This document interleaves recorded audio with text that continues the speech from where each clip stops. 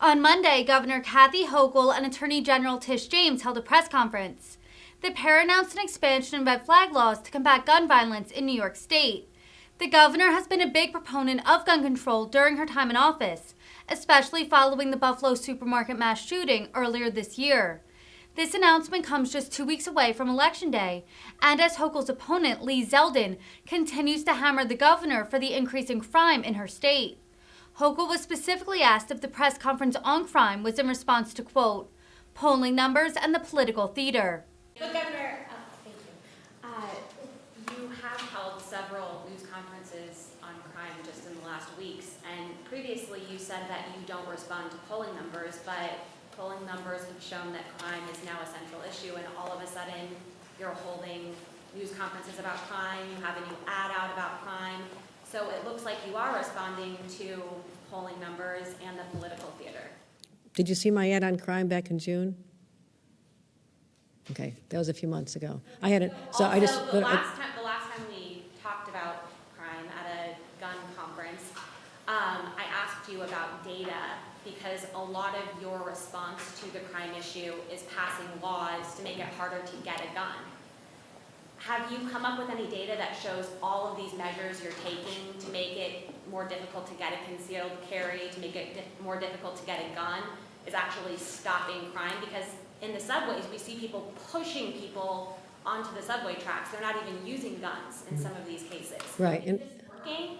Well, let me talk to you about the gun side, which is where a governor has more say in our statewide effort to get illegal guns off the streets. I mean, we're the ones, and I speak to the superintendent about this, we're the ones that are most likely to be able to stop guns from coming across state borders. I mean, we don't have other law enforcement there. I say we're talking about getting guns that are coming up from gun shows in Pennsylvania, for example. That's the responsibility we have. So when you talk about success, I think 8,000 guns off the streets in 1 year because of this is success. But let's look at some other metrics. And I'm glad you asked, because I think the more the viewers understand this, I mean, I deal with two things here. I deal with real facts, and I deal with people's fear, and I address both. The real facts is that we've been so aggressive about this, driving down gun violence with getting guns off the streets and all these measures that we can go through again, but I think they're well established, is that nationwide, gun violence in terms of murders and shootings are down 2%. Okay, it's been a national phenomenon. I think everybody knows that. New York State, it's down 14%. Long Island, it's down 18%. My hometown of Buffalo is down 35%. So I think that's another data point which will help your viewers understand that real progress has been made, and I'm proud of that. But I will never stand here and say we're done. You know, we're better than the rest of the country, yes. But if people are still anxious, have fear about what's going on, that's why I'm supportive of local law enforcement, whether it's in New York City, Rochester, Syracuse, where I've embedded now, bringing state police to help the local law enforcement officials and the local elected officials who primarily are responsible for this. I'm not walking away from that. I'm saying, tell me how I can help you. And we've done just that. Sorry to follow up, but why, okay, you've been called on by the mayor and you've been called on by the Albany County DA to address criminal justice reform laws that they say are the reason that the crime keeps occurring. And you haven't met with the DA in Albany County, and you didn't hold a special session when you were called on repeatedly to do so. So are you doing this the wrong way? Is guns the reason for the crime, or is it something else? Because you've done a lot, but the crime's still happening. But the crime related to guns is going down. We've been focusing on getting guns off the streets and empowering local law enforcement and giving them more money and changing the red flag laws and taking assault weapons out of the hands of teenagers. We're doing all that, and the result in that space, which I have the most authority over because I oversee the state police and work with the legislature on changing, we're seeing progress there. But human emotion is different. I understand that.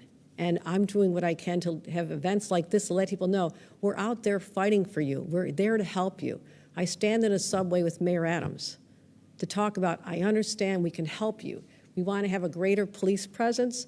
Let me amplify what you're doing by sending more transit police that I oversee to help NYPD. That's what good government is all about its cooperation. It's also saying there's a lot of fear on our subways. 40% of those most recent homicides on the subways are related to people with severe mental health problems. So what do? We don't just say, well, that's the mayor's problem. It's like, okay, mayor, we're part of the same team here. We'll help you, and let's get you more beds available for those who've been identified as the most threatening, people that are seriously ill, threatening for themselves, but also for the bystanders, the people who are just trying to get to their jobs every day.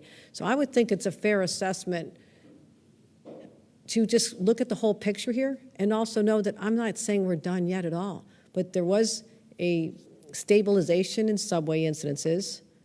The mayor has talked about that, the fact that the number is consistent with past years. But when you have some very high-profile, frightening cases all in a short time, despite the statistics that tell you it averages out, I understand fear. And that's why the more we're doing together in light of those more recent horrific cases, I want that to assure people that we're not saying we're done, we're saying we're laser focused on this. And that's what's going on here.